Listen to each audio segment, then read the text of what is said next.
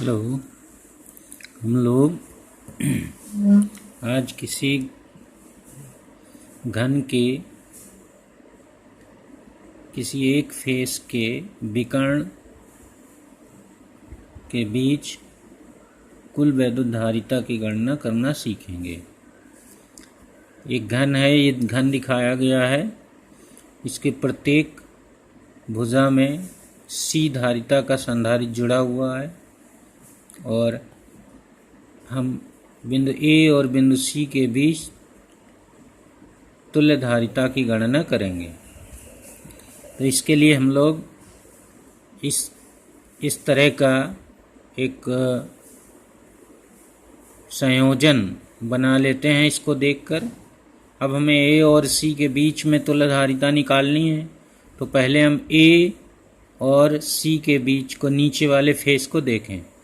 तो A से D और A से B दो संधारित्र जुड़े हुए हैं, ये समांतर क्रम में। तो A से हम पहले दो संधारित्र बनाएंगे, ये वाले, और यहाँ पर पॉइंट डाल देंगे B, D। B ये वाला और D ये वाला डाल देंगे। फिर C से देखेंगे तो C से भी दो संधारित्र उन्हीं दोनों बिंदुओं के बीच जुड़े हैं, तो यहाँ C पॉइंट बनाएंगे और दोनों संधारित्र जोड़कर उन्हीं B और D पर मिला देंगे। अब इसी प्रकार हम लोग E से चालू करेंगे। E से दो संधारित्र EH और EF के बीच जुड़े हैं, तो जो दो संधारित्र EF और EH के बीच में बना लेंगे ऊपर वाले दोनों, और यहाँ पॉइंट डाल देंगे E और EH। फिर उसके बाद ये जो पॉइंट G है, अब इस G पर देखिए, G से भी वही दोनों संधारित्र, ये दो संधारित्र जुड़े हैं उन्हीं दोनों बिंदुओं के बीच, तो G से दोनों के बीच यहाँ फिर जोड़ देंगे दो। अब यहाँ पर ये जो F बिंदु है, ये F बिंदु, यहाँ से B के बीच ये एक संधारित्र जुड़ा हुआ है, तो F से B के बीच एक संधारित्र ये जोड़ देंगे, ये जुड़ा हुआ है। इसी तरह से जो H पॉइंट है, H ये पॉइंट है, H से D के बीच एक जुड़ा हुआ है, तो H और D के बीच भी एक जोड़ देंगे। इसके बाद अब यहाँ आते हैं, A और E के बीच में एक संधारित्र है, तो A और E के बीच जोड़ देंगे। इसी तरह C और G के बीच में एक संधारित्र है, ये जोड़ देंगे। अब हम लोग जो समांतर क्रम में हैं उनको समांतर क्रम में जोड़ के देखते हैं। तो अब हम लोग फिर से एक फिगर बनाएंगे। तो ऊपर ये C और C मिलकर समांतर क्रम में 2C हो जाएंगे, तो ये E और F और H के बीच के दो 2C हो जाएगा। इसी तरह से A और BD के बीच का 2C हो जाएगा।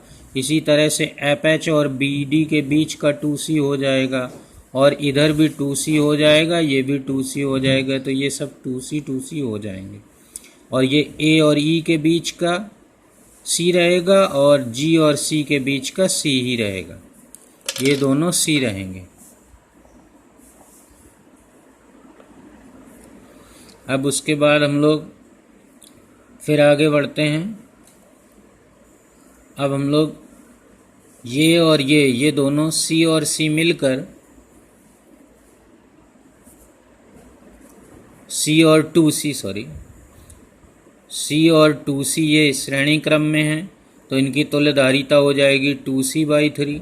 इसी तरह से 2C और C श्रेणी क्रम में 2C/3 ये हो गई, तो इन दोनों को एक ही जगह बना लेंगे। इसी तरह इनका दोनों, अब 2C ये हो गया, बीच में 2C जुड़ा ही है। अब इसको हम थोड़ा सा F पॉइंट को ऊपर ले लेते हैं, FH को, BD को नीचे, तो ये जो बन गया इसको कहते हैं व्हीटस्टोन ब्रिज, व्हीटस्टोन सेतु बोला जाता है। अब व्हीटस्टोन सेतु में यदि ये इस भुजा की धारिता और इस भुजा की धारिता का अनुपात इस भुजा और इस भुजा की धारिता के अनुपात के बराबर होता है, तो सेतु को संतुलित कहा जाता है। तो इसका अगर हम अनुपात निकालें तो 1 आएगा, इसका भी अनुपात 1/1 आएगा, तो बराबर है। और इस कंडीशन में इस व्हीटस्टोन सेतु को संतुलित कहा जाता है। संतुलित होने पर ये जो बीच में दो 2C का संधारित्र जुड़ा है, ये प्रभावहीन हो जाता है, अर्थात ये काम नहीं करता। तो अब ये काम नहीं करेगा तो ऊपर ये और ये संधारित्र श्रेणी क्रम में हो जाएंगे। तो 2C और 2C/3 और 2C/3 श्रेणी क्रम में हो जाएंगे, तो इनकी तुल्यधारिता हो जाएगी C/3। इसी तरह 2C और 2C ये श्रेणी क्रम में हो जाएंगे, तो इनकी धारिता हो जाएगी C। अब ये C/3 और C ये समांतर क्रम में A और C के बीच में, तो A और C के बीच में जो रिजल्टेंट तुल्य धारिता होगी वो जुड़ जाएगी C + C/3 यानी 4C/3। तो इस प्रकार किसी भी घन के किसी फेस यानी किसी तल के विकर्ण के बीच जो तुल्य धारिता होती है वो होती है 4C/3, ये होता है।